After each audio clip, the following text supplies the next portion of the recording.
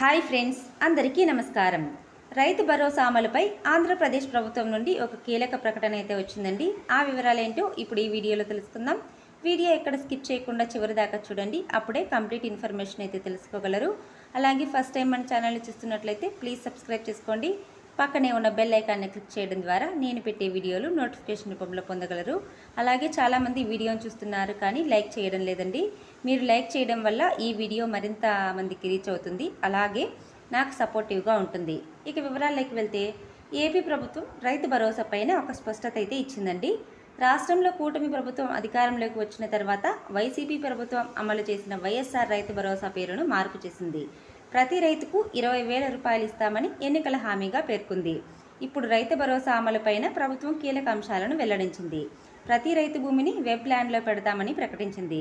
కౌలు రైతు చట్టం గురించి కూడా కీలక నిర్ణయం తీసుకుంది.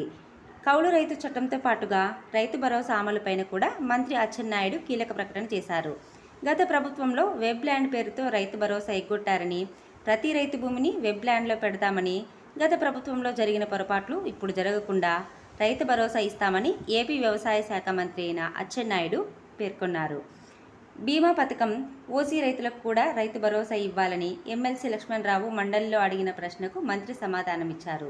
కేవలం ఎస్సీ, ఎస్టీ, బీసీ కౌలు రైతులకు మాత్రమే రైతు భరోసా గతంలో అందించారని ఎమ్మెల్సీ లక్ష్మణరావు చెప్పారు. 2019లో జగన్ చేసిన చట్టాన్ని రద్దు చేసి 2016లో చేసిన చట్టాన్ని అమలు చేస్తామని పేర్కొన్నారు. ప్రతి కౌలు రైతుకు బ్యాంక్ రుణాలు, ప్రభుత్వ పరిహారం అందజేస్తామని మంత్రి హామీ ఇచ్చారు. వచ్చే ఏడాది రైతులకు ప్రభుత్వం నుంచి ఇన్సూరెన్స్ పథకం కూడా అమలు చేస్తామని మంత్రి అచ్చెన్నాయుడు అయితే తెలిపారు. రైతులకు ఎలాంటి నష్టం లేకుండా ఈ ఏడాది వరకు పాత విధానంలోనే మాత్రమే ఇన్సూరెన్స్ అమలు చేస్తామన్నారు. కేంద్రం సాయంతో వచ్చే ఏడాది నుంచి మంచి ఇన్సూరెన్స్ పథకం అమలు చేసి రైతులకు మరింత మేలు చేస్తామని హామీ ఇచ్చారు. దీనివల్ల ఖరీఫ్, రబీ సమయంలో కూడా రైతులు ఎలాంటి నష్టం లేకుండా ఇన్సూరెన్స్ అందేలా చేస్తామన్నారు. బెస్ట్ ఇన్సూరెన్స్ పథకం వచ్చే ఏడాది నుంచి అమలు చేస్తామన్నారు. 2016 నుంచి 2019 వరకు అందిన విధంగానే ఇన్సూరెన్స్ ప్రయోజనం ఉంటుందని మంత్రి అయితే స్పష్టం చేశారండి. సో ఇది ఫ్రెండ్స్, రైతు భరోసాకు సంబంధించిన ఈ లేటెస్ట్ అప్డేట్. ఈ వీడియో మీకు యూస్ఫుల్ అయినట్లయితే కనుక ప్లీజ్ ఒక లైక్ చేసి షేర్ చేయండి. అలాగే ఇలాంటి మరిన్ని లేటెస్ట్ న్యూస్ అప్డేట్స్ కోసం ఛానల్ని సబ్స్క్రైబ్ చేయండి. Thanks for watching friends.